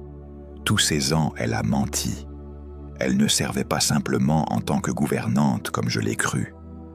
Elle savait. Elle savait depuis le début que les enfants étaient des princes bâtards. Et elle les haïssait pour cela. Elle les haïssait avec une rage qui brûlait ses entrailles, parce que le père de ses enfants, ce monstre de privilèges absolus et de pouvoir, lui avait promis qu'elle serait sa épouse, qu'elle porterait son nom, qu'elle serait reine à ses côtés. Mais il l'a abandonnée. Il l'a abandonnée pour une vie de dignité publique, tandis qu'elle restait seule avec 3 enfants qu'il refusait de reconnaître comme les siens. Catherine a juré, oh, comme elle a juré, que le jour où ces 3 garçons découvriraient leur véritable héritage, elle les détruirait. Elle a juré de ne jamais leur permettre de jouir des fruits d'une naissance qu'elle considérait comme une trahison personnelle, intolérable. Je regardais Holmes avec une incrédulité totale. Lady Catherine Ashford, la mère adoptive de Reginald? Pas sa mère adoptive, Watson, corrigea Holmes avec une douceur grave. Sa mère biologique. C'est cela, la véritable révélation. C'est cela, la clé qui ouvre toutes les portes. Je m'effondrais dans un fauteuil, essayant de traiter les implications de cette révélation cataclystique. Mais comment aurait-elle pu? Comment les circonstances auraient-elles pu permettre? Regardez les dates très attentivement, Watson. Lady Catherine Ashford a été la gouvernante de Madame C. depuis 1860. Elle était jeune à l'époque, probablement une fille de bonne famille, tombée en disgrâce après quelque indiscrétion. En 1883, quand les triplets sont supposément nés, qui nous dit avec certitude que Madame C. était réellement la mère biologique? Holmes commença à faire les 100 pas, reconstruisant l'histoire devant mes yeux émerveillés. C'était Catherine qui avait eu les enfants. Catherine qui avait été séduite, ou violée très probablement, par ce monstre de noblesse. Pour protéger sa réputation et celle de sa famille, on avait inventé l'histoire fictive de Madame C. Catherine avait été renvoyée, humiliée, envoyée pour disparaître. Ses 3 enfants lui avaient été pris à la naissance. Et toutes ces années, 32 ans exactement, elle avait regardé de loin, en tant que gouvernante dans la maison d'Ashford, son propre fils, Reginald, grandir sans jamais pouvoir le reconnaître comme le sien, sans jamais pouvoir le revendiquer, sans jamais pouvoir l'étreindre. « C'est horrible », murmurai-je, horrifié par la tragédie immense de cette situation. C'est bien au-delà du horrible, Watson. C'est une trahison absolue. Et la rage qui en découlerait, la rage d'une mère qui aurait dû être chérie, adorée, et qui avait été utilisée puis rejetée, cette rage avait dû bouillir en elle durant 3 décennies entières. Holmes se tourna vers moi avec une intensité presque douloureuse. Cherchez les lettres du testament de Catherine Ashford. Elles doivent être quelque part dans ces documents. Elles doivent exister. Je commençai à fouiller fébrilement parmi les papiers empilés. Et finalement, après une demi-heure de recherche anxieuse, je trouvai ce que Holmes cherchait. Ce que je découvris fut bien au-delà de sinistre. Ce n'était pas simplement un testament, C'était une série d'instructions très précises et détaillées, écrites de la main de Catherine Ashford, en une écriture tremblante mais déterminée, datée de 1907, exactement 4 ans avant sa mort. Elles étaient adressées à mon exécuteur testamentaire de confiance et détaillaient un plan méthodique, calculé et froid pour orchestrer les meurtres des 3 frères. Je ne vivrai pas assez longtemps pour voir cette justice exécutée, écrivait Catherine. Mais mes arrangements survivront à ma mort, tout comme ma rage survivra dans l'éternité. Le poison doit être versé dans l'ordre précis de la naissance. D'abord Reginald, qui m'a été le plus cher et que j'ai aimé le plus profondément. Puis Thaddeus, puis Edmund. L'ironie délicieuse est que le dernier, celui qui occupera la position la plus élevée, devra vivre avec la connaissance que ses 2 frères ont péri. Qu'il vive en sachant qu'il était aimé moins que les autres. Qu'il vive avec la certitude que sa propre mère lui reprochait d'avoir échappé à son amour durant toutes ces années maudites. L'héritage royal, ce butin qu'on nous a volé, qu'on m'a volé, doit aller à quelqu'un d'autre, à quelqu'un qui n'aura aucun lien avec cette abomination de famille. Je lègue cette fortune considérable à ma fidèle servante, Lady Margot Whitmore, qui a compris ma douleur inexprimable et qui a accepté de devenir l'instrument de ma vengeance éternelle. Holmes posa le document avec une expression indescriptible, un mélange de compassion et d'horreur absolue. Voilà, Watson, la véritable architecture du crime. Pas Sir Edmund Kensington agissant par vengeance personnelle, pas même Monsieur P agissant par fidélité aveugle, mais une mère morte depuis maintenant plusieurs années qui orchestrait sa vengeance du delà de la tombe, transformant son amour blessé en rage meurtrière qui traversait les frontières de la mort elle-même. La compréhension de la véritable nature de ce crime, que c'était un acte de vengeance posthume orchestré par une mère morte depuis des années, transforma immédiatement notre approche. Il ne s'agissait pas d'arrêter un meurtrier actif, mais de protéger la dernière victime vivante d'une machination qui s'étendait bien au-delà de la mort elle-même. Holmes convoqua immédiatement Lestrade à Baker Street. L'inspecteur arriva dans le brouillard londonien du soir, confus par cette urgence soudaine. « Nous n'avons plus de temps à perdre », déclara Holmes sans préambule. « Edward Carmichael est en danger immédiat. Quelqu'un, probablement Philip Ashford, le demi-frère des Triplets et le fils de Catherine, sait où il se cache. Et cette personne a reçu les instructions explicites de sa mère défunte. Tuer Edward en dernier, le laisser vivre assez longtemps pour connaître l'agonie de la perte. »« Comment pouvez-vous en être certain ?» demanda Lestrade. « Parce que c'est la nature même de la vengeance de Catherine, » répondit Holmes. « Elle voulait qu'Edmund, car c'est probablement ainsi qu'Edward s'appelle officiellement, souffre plus que tous les autres. Elle voulait qu'il vive en sachant qu'il était aimé moins, qu'il vive avec la certitude de sa culpabilité acquise. » Holmes se tourna vers moi. « Watson, nous allons mettre en place une opération qui semblera, à tous les yeux, être un meurtre. Mais ce sera en réalité un sauvetage. » Le lendemain matin, un article parut dans le Times annonçant que le corps d'un jeune homme, identifié comme Edward Miller, avait été découvert dans une pension près de Baker Street, apparemment victime d'un empoisonnement.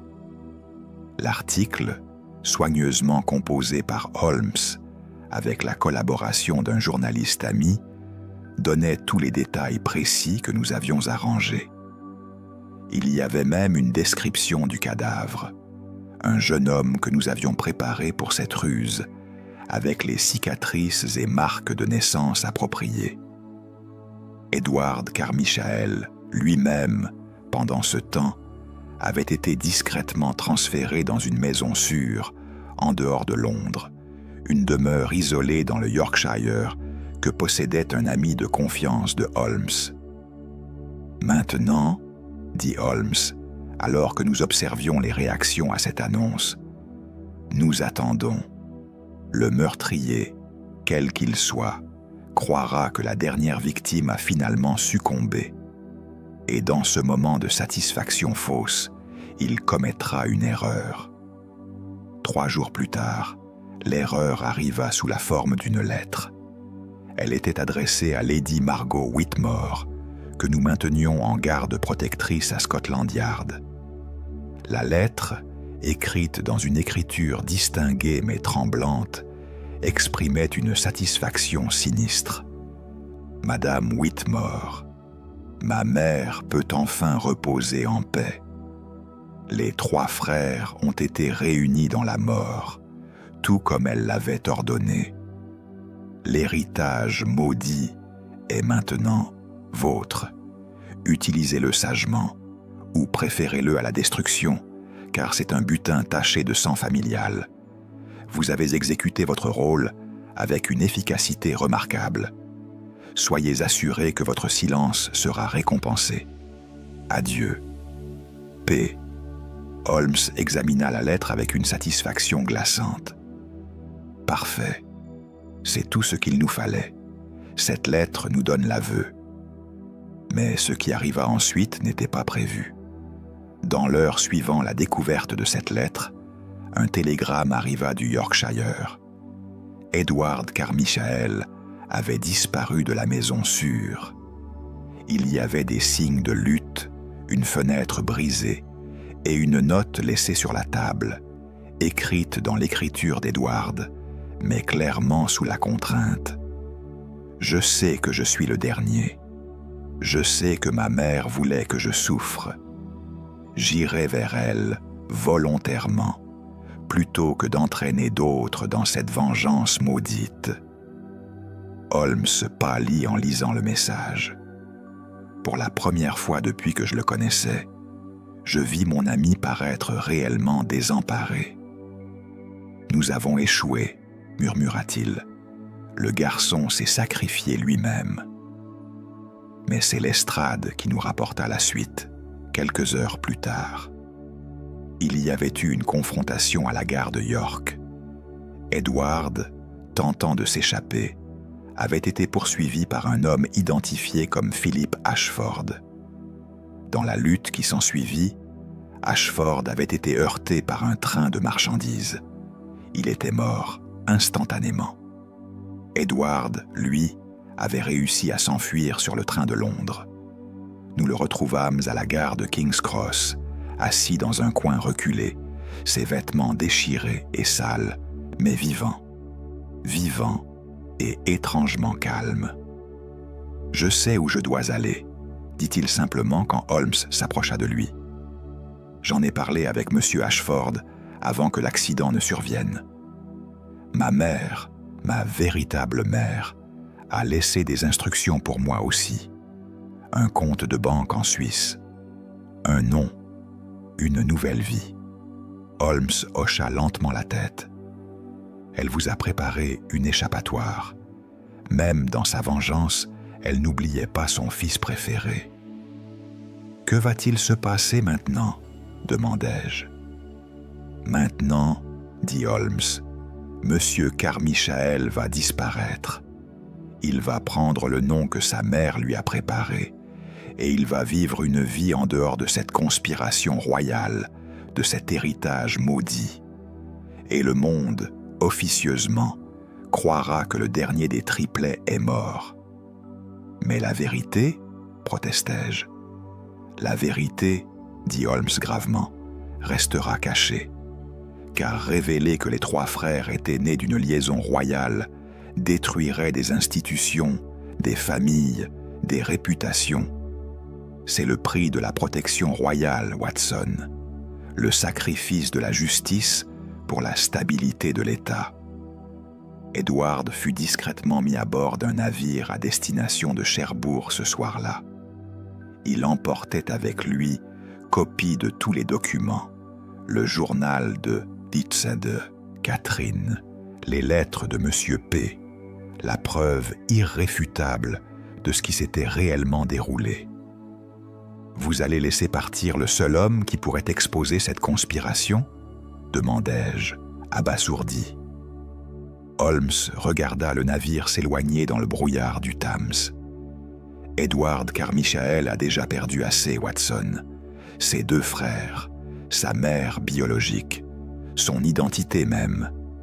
Non, je vais lui permettre de vivre.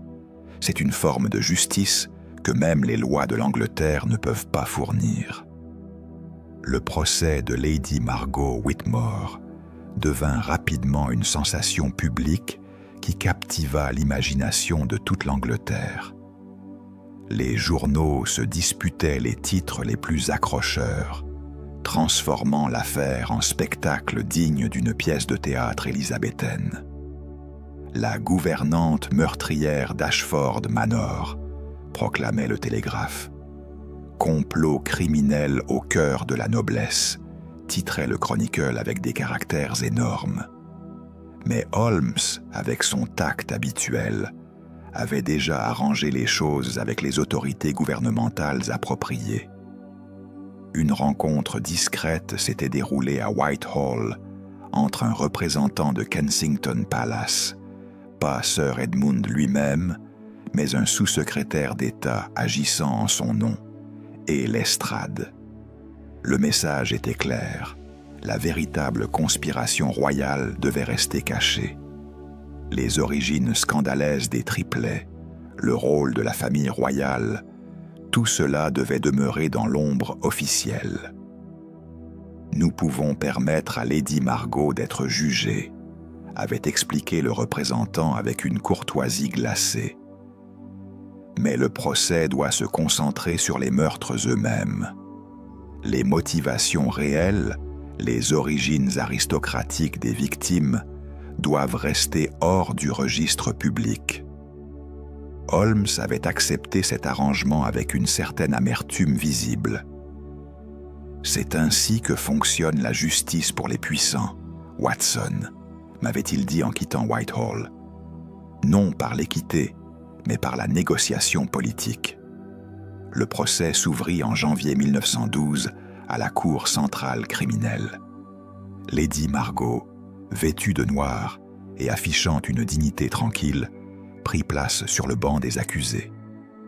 Elle était accusée de 3 chefs de meurtre, ainsi que de complicité et de conspiration criminelle. Le procureur, un homme distingué nommé Sir Charles Ashworth, présenta un cas soigneusement construit, mais stratégiquement limité. Il établit que Lady Margot avait, au cours des 3 derniers mois, administré du poison à 3 hommes distincts résidant à Ashford Manor. Il présenta les preuves forensiques, les traces de cyanure dans les verres d'eau, les analyses toxicologiques, les témoignages du médecin légiste. Mais le procureur s'arrêta là. Il n'expliqua jamais pourquoi ces hommes avaient exactement les mêmes traits physiques. Il n'expliqua jamais pourquoi ils avaient tous disparu de façon aussi mystérieuse. Il ne mentionna jamais le journal de Mrs. Catherine Ashford, ni les lettres de M. P., ni la moindre allusion à la parenté royale de ces 3 hommes. Quand Holmes témoigna à la barre, ses remarques furent subtilement guidées par les objections du procureur, objections toujours soutenues par le juge, un homme âgé nommé Justice Pemberton, dont le visage révélait une connaissance préalable de l'accord politique en jeu. « Monsieur Holmes, demanda le procureur en souriant légèrement, pouvez-vous nous expliquer exactement comment vous avez établi la culpabilité de l'accusé ? Par l'examen méthodique des faits, répondit Holmes, par la déduction logique, par la reconnaissance que Lady Margot avait le mobile, l'accès et l'opportunité. Et concernant les véritables origines de ces trois hommes, les raisons pour lesquelles quelqu'un de la position de Lady Margot aurait souhaité les voir morts. « Objection !» cria l'avocat de la défense, se levant rapidement. « La question cherche à éliciter des informations hors de la portée du procès. »« Soutenu !» dit le juge Pemberton immédiatement, sans même laisser au procureur le temps de répondre. « Monsieur Holmes, veuillez limiter vos réponses aux faits tangibles de cette affaire. » C'était une danse juridique minutieusement chorégraphiée. Chaque élément de vérité était admis, mais dans un vide de contexte. Les trois hommes existaient dans le dossier, morts, empoisonnés, sans identité véritable. Leur mystérieuse ressemblance physique était mentionnée, mais jamais expliquée. La présence de Monsieur P était confirmée dans la correspondance, mais jamais clairement établie. Lady Margot elle-même offrit une confession partielle qui convenait parfaitement au narratif autorisé. Elle admit avoir versé le poison. Elle admit que quelqu'un, un homme qu'elle désignait simplement comme « Monsieur P », lui avait donné les instructions et le poison lui-même. Elle affirma ignorer les identités véritables de ses victimes, ignorer leurs origines, ignorer leurs motifs de connexion. « J'ai simplement obéi », dit-elle, sa voix calme et mesurée à la barre des témoins. « J'avais besoin d'argent.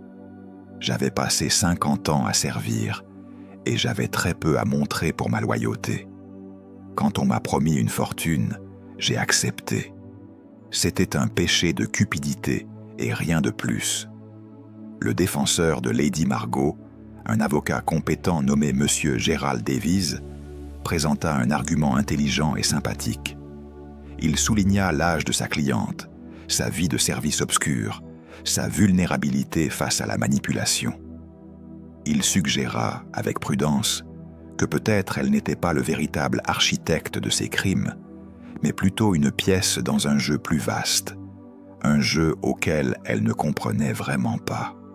« Messieurs du jury, » dit Davies en conclusion, « Lady Margot Whitmore a certainement commis un acte criminel. Mais était-ce réellement du meurtre délibéré? Ou était-ce plutôt un acte de servitude envers quelqu'un d'autre qui comprenait bien mieux qu'elle la nature véritable de ce qui était demandé? » Le jury délibéra pendant 3 jours. Quand ils revinrent finalement, ils rendirent un verdict de culpabilité sur tous les chefs d'accusation, mais avec une recommandation marquée de clémence. « Nous trouvons l'accusé coupable », déclara le chef du jury, « mais nous recommandons fortement au tribunal de tenir compte de son âge et de son apparente vulnérabilité à la manipulation. » Le juge Pemberton hocha la tête avec satisfaction, comme s'il avait déjà prévu ce verdict spécifique. « Lady Margot Whitmore, » prononça-t-il, « vous avez été trouvée coupable de 3 meurtres. Normalement, ce crime entraînerait la peine de mort. Cependant, tenant compte de votre âge avancé et de ces circonstances particulières, je vous condamne à la réclusion à perpétuité. » Une clause fut ajoutée au jugement, une clause que peu de journalistes remarquèrent, accordant à Lady Margot la possibilité d'une libération conditionnelle après 20 ans, ce qui la verrait sortir de prison vers l'âge de 90 ans, si elle vivait aussi longtemps. Holmes assista au procès du début à la fin, assis à l'arrière de la salle d'audience, ses yeux observant chaque détail avec sa perspicacité habituelle. Quand le verdict fut prononcé, je le vis hocher légèrement la tête, un geste qui semblait à la fois approbation et profonde résignation. C'est la meilleure justice que nous pouvions espérer, dit-il plus tard dans nos appartements de Baker Street. Elle sera punie, elle passera ses dernières années en prison, mais le véritable secret, le secret des 3 frères, leur héritage royal, la mère qui les haïssait, cela restera caché. « Pensez-vous que c'est juste ?» demandai-je. « Je pense que c'est réaliste, Watson, » répondit Holmes. « La justice absolue est un luxe que nous ne pouvons nous permettre quand elle menace l'équilibre de nos institutions. Mais peut-être est-ce un jour meilleur que celui qu'auraient connu les 3 frères s'ils avaient vécu. » C'était un soir de février, 3 mois après la conclusion du procès de Lady Margot Whitmore. La neige tombait lourdement sur les toits de Londres, transformant la ville en un paysage de silence blanc et glacé. Holmes et moi nous trouvions assis dans nos fauteuils préférés à Baker Street, le feu du foyer crépitant doucement, rejetant les ombres vacillantes des flammes sur les murs de notre ancien refuge. Holmes fumait sa pipe avec une contemplation profonde, son regard fixe perdant dans les flammes, comme s'il cherchait dans le feu les réponses aux questions qu'il ne pouvait pas poser à voix haute. Je l'observais en silence, reconnaissant en lui cette mélancolie qui le saisissait toujours, après une affaire complexe où la justice, bien qu'obtenue techniquement, semblait laisser un vide béant en son essence même. Finalement, je rompis le silence. « Holmes, pensez-vous vraiment que nous avons résolu cette affaire ?» Mon ami posa sa pipe lentement sur la table basse et me regarda avec une expression qui mêlait la fatigue à une sagesse amère. « Résolu ?» répéta-t-il. « Watson, nous avons arrêté une femme âgée qui sera morte en prison avant d'avoir même purgé une décade de sa condamnation. Nous avons permis à un jeune homme de disparaître en Europe pour échapper à une conspiration qu'il n'avait pas créée. Et nous avons laissé les véritables architectes du crime, une mère morte, un demi-frère disparu accidentellement, et une famille royale qui s'étend jusqu'aux marches du trône, non seulement impunie, mais totalement protégée. » Il se leva et commença à faire les 100 pas devant le foyer, ses mains jointes derrière le dos. « Non, Watson, nous n'avons pas résolu cette affaire. Nous avons simplement jeté un voile sur elle. Nous avons transformé un crime de vengeance familiale en simple affaire criminelle ordinaire. Nous avons pris une tragédie dynastique et nous l'avons réduite à un acte de cupidité d'une gouvernante. » « Mais n'était-ce pas nécessaire ?» demandai-je. « Révéler toute la vérité aurait détruit des institutions, aurait créé un scandale sans précédent. »« Sans doute, » concéda Holmes. « Mais à quel prix ? Au prix de la vérité, Watson, au prix de la justice authentique. » Il retourna à son fauteuil et se laissa tomber dedans avec une lassitude visible. Savez-vous ce que j'ai réalisé au cours de cette enquête? C'est comment la structure de classe de notre société crée les conditions parfaites pour les crimes les plus terribles. Catherine Ashford aurait pu être une mère ordinaire, aimante et heureuse. Mais un aristocrate l'a séduite, l'a utilisée et l'a jetée comme un objet sans valeur. Et de cette humiliation, de cette trahison, est née une vengeance si profonde qu'elle a survécu à la mort elle-même. Je réfléchis à ces paroles, reconnaissant leur vérité. « Et les 3 frères ?» demandai-je. « Pensez-vous qu'ils auraient pu vivre ensemble, vivre heureux s'ils avaient su la vérité ?»« Jamais !» dit Holmes catégoriquement. « Reginald et Thaddeus auraient découvert que leur propre mère les haïssait, qu'elle avait planifié leur meurtre depuis des années. Cette connaissance seule aurait suffi à les détruire psychologiquement, indépendamment du poison qui finalement les a tués.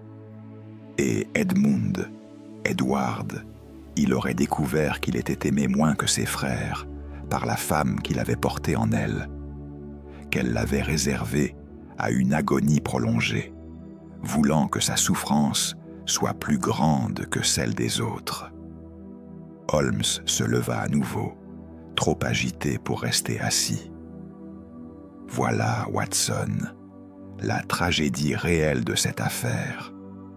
Ce ne sont pas les meurtres eux-mêmes, c'est la destruction des liens familiaux, la transformation de l'amour maternel en rage meurtrière. C'est la capacité humaine à transformer le plus profond des attachements en instrument de destruction. Pensez-vous que Catherine savait ce qu'elle faisait ? Demandai-je. Pensez-vous qu'elle comprenait la profondeur de sa vengeance ? Je pense que Catherine Ashford était une femme qui avait subi une trahison si complète, une humiliation si profonde, qu'elle s'était perdue dans sa propre rage. Et de cette rage est née une créativité monstrueuse, la capacité de concevoir un crime qui s'étendrait bien au-delà de sa mort, qui continuerait à causer de la douleur et de la destruction pendant des années. Holmes regarda par la fenêtre vers la neige qui continuait à tomber. « Vous savez ce qui me dérange le plus, Watson ? C'est que nous connaîtrons jamais la vérité complète. Nous connaîtrons jamais ce que Catherine aurait dit si elle avait pu témoigner. Nous connaîtrons jamais les détails exacts de ce qui s'est déroulé entre elle et le père des 3 frères. Nous connaîtrons jamais si c'était de l'amour qu'elle avait senti, ou simplement de la possession, si c'était de la rage qu'elle avait ressentie, ou du désespoir. Pensez-vous que la justice a été rendue ? Demandai-je une nouvelle fois. Holmes revint s'asseoir, et il y avait une expression dans ses yeux qui ressemblait à de la pitié pour les complexités insolubles de la condition humaine. Lady Margot sera punie. Elle mourra en prison, ses dernières années passées à contempler les murs gris d'une cellule. C'est une forme de justice, je suppose. Mais la véritable justice, celle qui aurait exigé que les responsables véritables rendent des comptes, que les secrets soient révélés, que la vérité soit connue publiquement, cette justice-là nous a échappé. Elle a été sacrifiée à l'autel de la stabilité politique. Regrettez-vous d'avoir accepté cet arrangement ? Demandai-je. Holmes fut silencieux pendant un long moment, fumant sa pipe, regardant les flammes danser dans le foyer. « Non, Watson, dit-il finalement. Non, je ne le regrette pas, parce que la réalité est que révéler la vérité complète aurait causé une souffrance bien plus grande à un bien plus grand nombre de personnes. Edward Carmichael a reçu une seconde chance de vie. Lady Margot, aussi terrible que soit son châtiment, au moins a-t-elle la satisfaction de savoir qu'elle n'a pas détruit des institutions. Mais vous êtes toujours insatisfait, observai-je. Je suis insatisfait de la nature même de la vérité, Watson. Je suis insatisfait du fait que la vérité elle-même puisse être si dangereuse qu'elle doive être cachée. Je suis insatisfait du fait que la justice, la vraie justice, soit si souvent un luxe que seuls les pauvres peuvent se permettre, tandis que les riches et les puissants peuvent l'acheter, la négocier ou tout simplement la ignorer.